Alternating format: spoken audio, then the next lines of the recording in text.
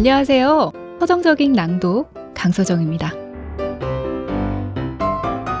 안녕하세요. 원코치의 원펀치 원현정입니다.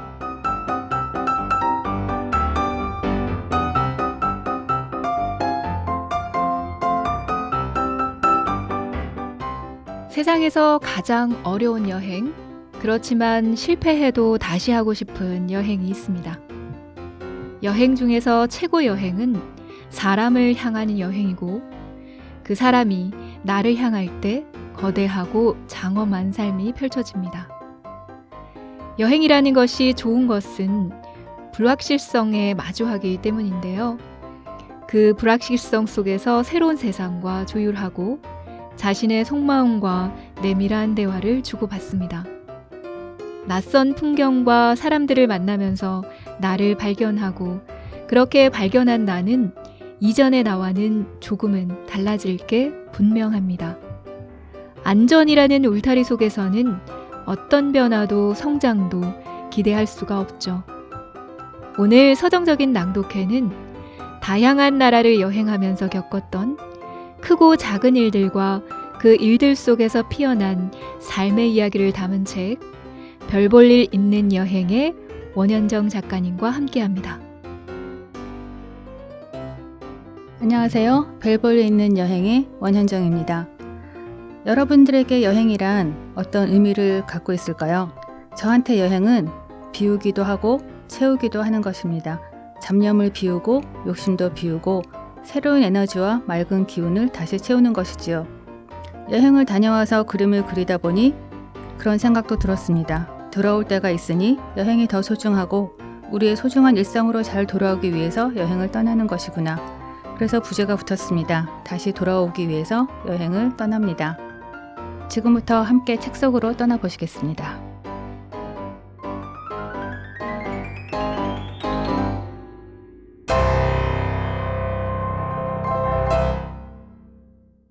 네, 안녕하세요, 작가님. 네, 안녕하세요. 네, 제가 그 서정적인 낭독을 몇 회 했었고, 또 혼자 책을 읽었던 것을 녹음을 몇 차례 했었는데, 이렇게 초대 손님을 모시고 하는 거는 지금 처음이에요. 영광이네요. 네. 처음 손님이라서. 아, 네. 그래서 저한테도 굉장히 의미 있는 또 시간이 될 것 같고, 정말 함께 해주셔서 감사합니다. 네, 감사합니다. 낭독을 해보셨죠? 낭독을 해본 적은 없고요. 아. 팟캐스트에서 몇 번 책 소개하는 팟캐스트를 한 적은 있었죠. 혼자 이렇게 소리내서 읽는 건 잘 안 하세요? 혼자 소리내서 읽기는 해요. 그러니까 제 글을 퇴고할 때 소리내서 읽으면 퇴고하기가 더 쉬워요. 이렇게 잘 들리거든요. 좀 이상한 부분이. 네. 그래서 하기도 하고 아니면 제가 워낙 말이 빨라서 발음이 버벅거릴 때가 많아서 네. 발음을 좀 또박또박 하기 위해서 일부러 책을 소리내서 읽기도 하고 그다음에 세 번째는 책을 읽었는데 머리에 너무 안 들어와서 집중이 안 될 때. 맞아요. 그래서 일부러 이렇게 왔다 갔다 하면서 소리내서 읽기도 해요. 네. 맞아요. 어려운 문장들도 네네네. 한 번씩. 네. 저는 책 읽는 것을 되게 좋아해서 함께 읽으니까 더 또 좋을 것 같고 이 책 오늘 함께할 별 볼 일 있는 여행 책 속에 그냥 제 마음에 그냥 편안하게 오는 문장들이 되게 많거든요. 그래서 제가 좋아하는 몇 개의 문장들과 그 작가님이 좋아하시는 책 속의 문장들을 함께 읽어보도록 하겠습니다. 편안하게 저희들의 목소리에 귀를 기울여 주시면서 들어주시면 좋을 것 같습니다.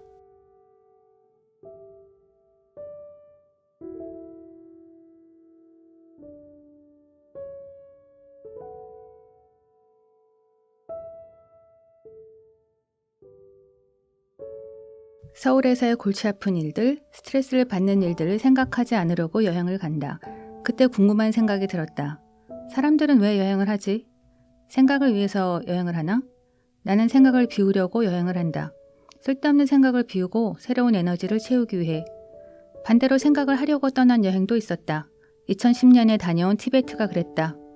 하던 일을 그만두고 앞으로 인생을 어떻게 살아야 할지 생각해야만 했다. 티베트가 그런 고민을 하기에 어울리는 장소라는 느낌이 들었다. 그러나 티베트 여행 중 나는 고민하지 않고도 답을 얻었다.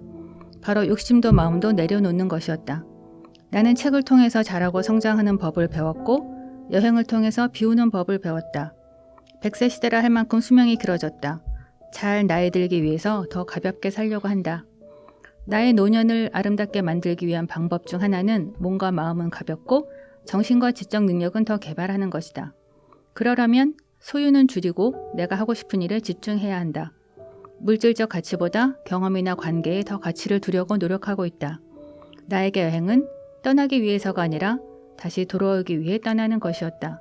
소중한 나의 삶으로 잘 돌아오기 위해 오늘도 나는 새로운 여행을 꿈꾼다.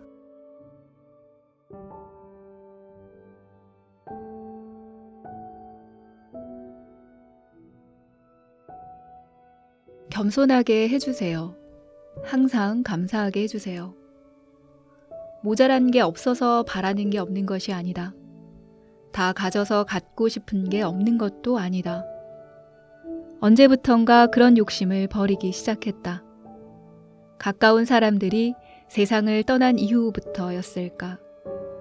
내 힘으로 어쩔 수 없는 일들은 포기가 되었고 세상 사람들이 말하는 성공이나 욕심들이 내게는 의미가 없어졌다. 사회적으로 성공하지 못하면 별 볼 일 없는 인생이라 생각할지도 모른다. 그러나 나에게 세상의 그런 잣대는 별로 중요하지 않다. 거창하게 되고 싶은 것도 없고 갖고 싶은 것도 없었다. 그렇다고 인생의 목표가 없는 것은 아닌데. 그럼 별 볼 일 있는 인생은 뭘까 물었더니 누가 이렇게 말했다. 목표도 있고 삶을 윤기나게 사는 거 아닐까요? 나는 남들이 보기에 즉흥적이다 싶을 정도로 하고 싶은 거 다 하면서 사는 게 윤기 있게 사는 것이라고 생각한다. 별 보고 싶으면 망설이지 않고 새벽에 뛰어나갈 수 있는 게 윤기 있게 사는 거다. 남의 눈치 안 보고 내 소신대로 사는 인생이 윤기 있는 인생이다. 앞으로 내 인생이 별 볼 일 있는 인생이 되어도 나는 별을 보러 나갈 것이다.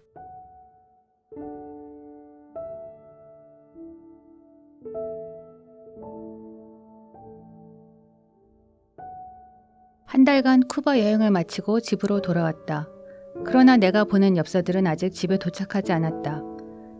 집에 없던 한 달 동안의 공백은 나를 정신없게 만들었다. 그동안 만나지 못한 사람들에게 연락하고 미뤘던 일도 정리하고 어느새 휴대전화는 족쇄처럼 내 손에서 떨어질 줄을 몰랐다. 여행의 흥분도 가라앉고 그렇게 일상에 젖어갈 무렵 첫 번째 역사가 도착했다. 감사하자. 내가 지금 여기 있는 것에 아바나에 오길 잘했다. 사람들은 순박하고 풍경은 컬러풀하고 언제 어디서나 음악이 들리는 곳. 흘렸었지만 낯익은 내 글씨에 마음이 울컥했다. 길을 잃지 않고 수천 마일이나 되는 그 넓은 태평양을 건너 우리 집을 잘 찾아줘서 고맙다.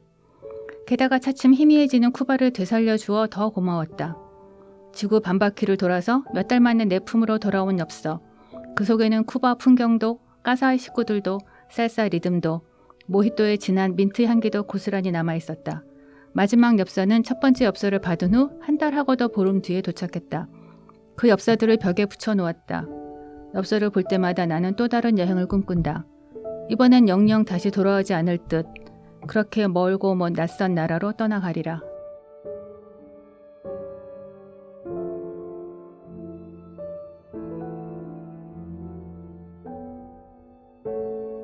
벼랑 끝에 섰다. 한 발자국만 더 가면 낭떠러지 아래 바다로 빠져버릴 것만 같았다. 난간 아래로 몸을 숙여 가장자리로 걸어가 땅의 끝자락을 밟고 섰다. 바람이 몹시 불었다. 몸이 조금만 더 가벼웠다면 바다로 날아갈 수 있었을 텐데. 포르투갈 서쪽 끝 까보다로카는 유럽인들의 자기중심적 사고방식에서 보면 유럽의 끝이자 세상의 끝이었다. 발 아래로 시퍼런 바다가 보였다. 평소에는 시원하게 보이던 바다가 낭떠러지 위에 서니 까마득하게 무서워 보였다. 벼랑 끝에 걸터 앉아서 생각했다. 여기서 뛰어내리는 사람의 심정은 어떨까? 내가 두고 온 것들이 떠올랐다. 아들의 얼굴이 떠오르고 미처 하지 못한 일들도 떠올랐다. 나는 아직 뛰어내리고 싶은 마음보다 삶에 대한 미련이 많은 것 같았다. 뒤에 있던 사람들이 위험하니 어서 내려오라고 소리를 질렀다. 정신을 차리고 난간 안쪽으로 들어왔다. 마지막 선택을 하려는 사람들도 누군가 그렇게 불러주었다면 뛰어내리는 바보 같은 짓은 하지 않았을지도 모르는데.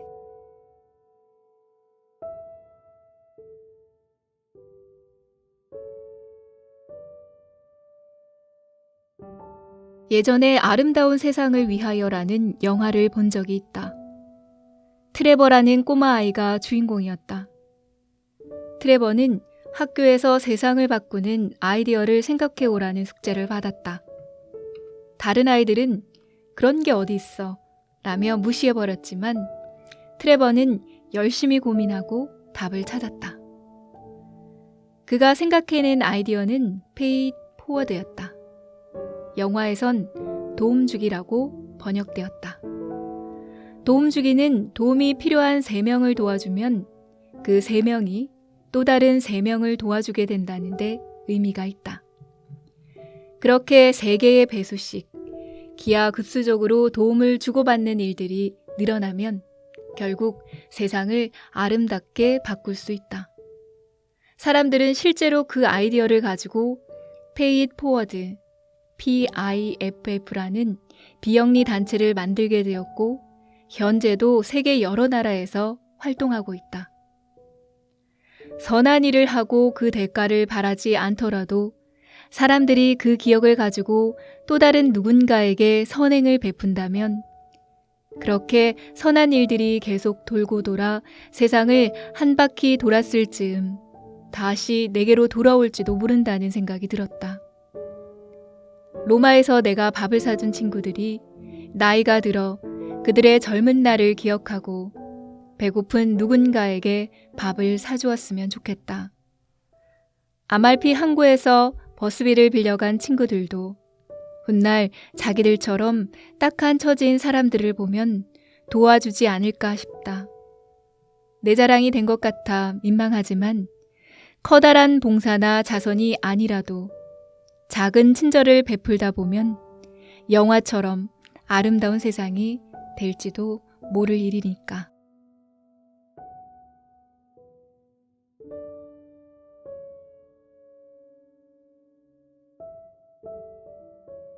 얼마 전 들은 얘기가 생각났다. 파리 생강 뽕데자르 다리가 무너졌다. 6년 동안 연인들이 매다 놓은 자물쇠 무게가 10톤이 넘어 다리의 난간 일부가 무너진 것이었다. 자물쇠 숫자가 무려 70만 개가 넘는다고 했다. 과연 그 다리에 자물쇠를 채운 70만 쌍의 연인 중 몇 쌍이나 아직 사랑하고 있을까? 자물쇠가 순식간에 강물 속으로 수장되어 버렸으니 그들의 사랑도 익사하고 만 것은 아닐까? 나는 상처받지 않기 위해서 영원한 것은 없다고 미리 마음의 자물쇠를 단단히 잠가 놓고 사는지도 모르겠다. 모든 것은 사라져버리니 마음의 준비를 하고 방패를 들고 있는 것일까? 사랑도 사람도 때가 되면 자유롭게 놓아주고 싶다. 자유로운 영혼이 되고 싶은 나에게 자물쇠는 답답하기만 하다. 사랑의 자물쇠가 아름답기보단 속박으로 보인다. 그러나 짤스부르크에 달아놓은 마음의 자물쇠는 녹슬지 않고 내가 돌아갈 때까지 반짝이고 있을 것이다.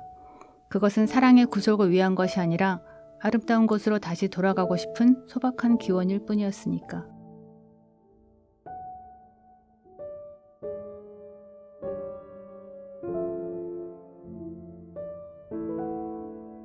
나는 여행을 가도 따로 또 가치가 좋다. 상대가 누구든 하루 종일 매여 있는 것은 힘들다. 친구와 여행을 가면 같이 관광도 하고 밥도 먹지만 잠시 따로 쉬면서 카페에서 커피도 마시고 책도 읽고 일기도 쓰는 혼자만의 시간이 필요하다. 너무도 다른 사람과의 여행은 때로 힘들기도 하지만 그것이 세상을 사는 또 다른 방법일 것이다. 다른 사람과 소통하고 조화를 이루어가는 것을 여행을 통해서도 배운다. 한 번 여행할 때마다 내 키도 한 뼘씩 자라난다.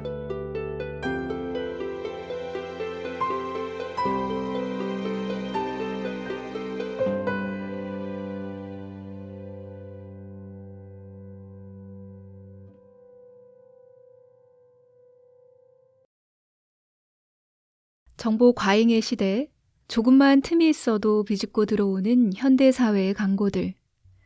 사람들의 주의력이 심하게 훼손된 이 사회에서 결정적인 한 방을 날린 이들은 어쩌면 바로 돈을 받고 고요한 시간을 대파는 이들이 아닐까라는 생각이 듭니다. 알랭드 보통은 여행의 기술에서 다음과 같은 글을 남겼습니다. 네덜란드를 직접 여행해서 얻는 경험보다는 이 나라의 핵심적인 아름다움만을 몇 개의 방에 모아놓은 루브르 박물관의 네덜란드 전시실에서 보는 오후 한나절의 경험이 더 강렬하게 다가왔다.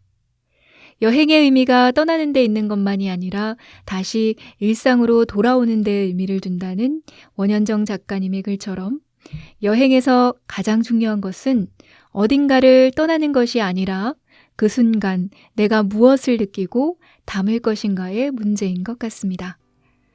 마지막으로 시골길을 걸어본 것이 언제였는지 기억하시나요? 일상의 자연 풍광을 스냅 사진처럼 포착했던 팝 아티스트 데이비드 호크니처럼 스마트폰 사각 액정에서 벗어나서 지금 당장 산자락과 숲길, 하늘과 구름, 그리고 바람과 새소리가 있는 길을 걸어보시는 건 어떨까요? 태양이 가장 높은 곳을 향해 가는 뜨거운 여름, 선선한 가을을 기다리는 강소정이었습니다.